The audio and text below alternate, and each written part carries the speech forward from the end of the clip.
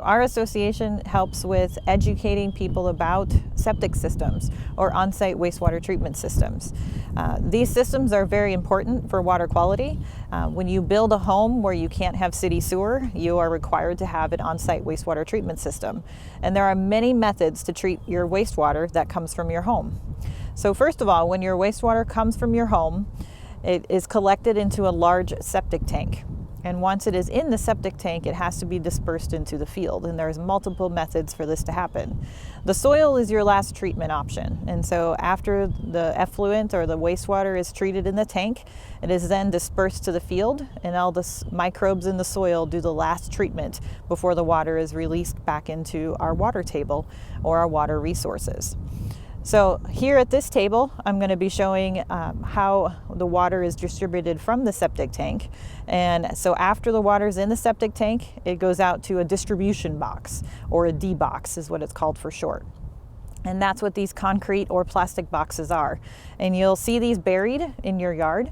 If you're lucky, you'll have a riser over one so that you can maintain it and look for it. If you don't, it's always recommended to add a riser around it so that you can clean it out once a year and make sure that it's working properly. So a distribution box is what's used in a conventional treatment system.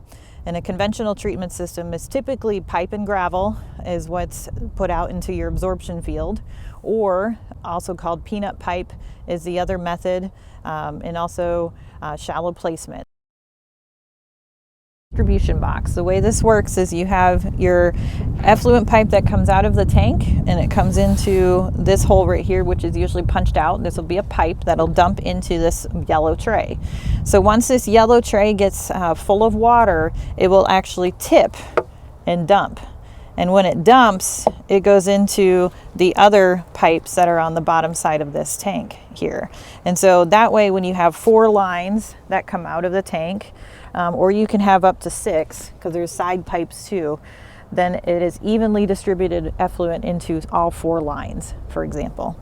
So it's very demand dose is what we call it. So when a whole bunch of water comes in, it'll fill that tray, dump that water, and then it has to wait until it's full again before it'll dump another load into the lines down here. But that's how a distribution box works. Now, occasionally after a distribution box has been sitting in the ground for a while, it'll become unstable and it will shift in the ground. And so you have to do maintenance on it. And a lot of times you can't get even distribution in your 4 lines. And so you add these little covers is what they are, and then you can adjust them by turning them so that one line would get more water than the other. So if your box is uneven, you're able to adjust the water load that goes out to each line. So this is another example of a plastic D-box. Works just the same. You can see that the water would come in through this main pipe here, and this is just a smaller version of the big one. You can use smaller D boxes if you only have a smaller treatment system on your house. So after the effluent goes into the distribution box, it has to then be put into the lines that then go out to the soil absorption field, is what we're going to next. So here at this station, we have our trench technologies. So we have a few examples that we'll show you here. The most common one that most people think of when they think of a conventional or a septic system is pipe and gravel. So all it is a simple plastic pipe that goes into the ground, usually no more than about 18 to 24 inches in the soil, and then it is covered with gravel, and that basically allows the effluent, when it comes into the pipe, to then drizzle down through the gravel, and the bacteria eat up the bad bacteria that's still left over from the septic water, okay, or from the effluent. So this is an example of our pipe and gravel system. So you can kind of see how the pipe is put inside the gravel and then it's completely covered, and then you do have a mound of soil that's put over on top of that to finish it off. These lines are always buried in your yard. It's always good practice to never drive heavy equipment over them, park heavy equipment over them. You don't want to put your garden over your septic system either. There's lots of good practices that will give you guys tips on what to do and not to do on your top of your septic system.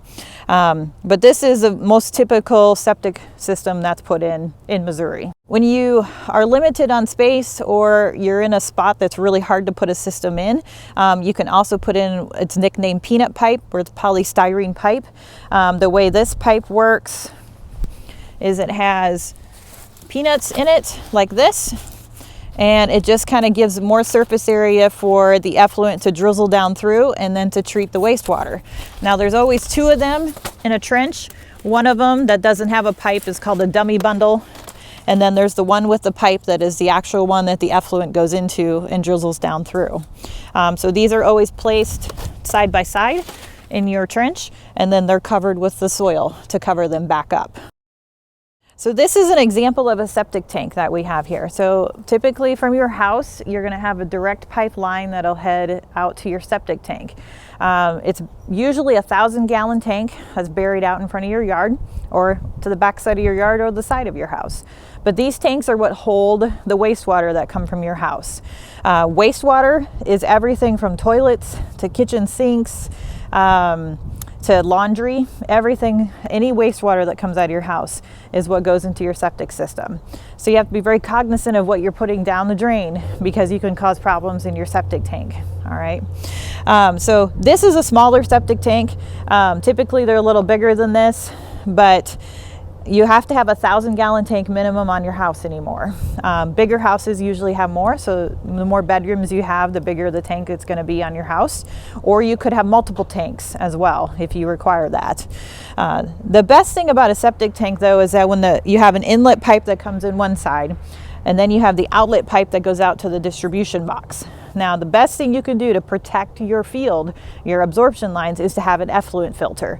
And those work really well if you don't put extra stuff down your septic tank. So the effluent filter looks like this. And it's just a filter that is in your tank, and it catches hair and it catches any other solids that might get high enough in your tank to head out into your lines. Because the ultimate goal is to not get any solids into your absorption field lines, because that is what can cause your system to fail. And these require annual maintenance, and so once a year you want to come out and hose off these filters, and you always want to hose it back into the tank because your effluent is full of pathogens. It's always helpful if you wear gloves and protect yourself from this, and wash your hands very well when you're done. But it is good to clean these filters once a year.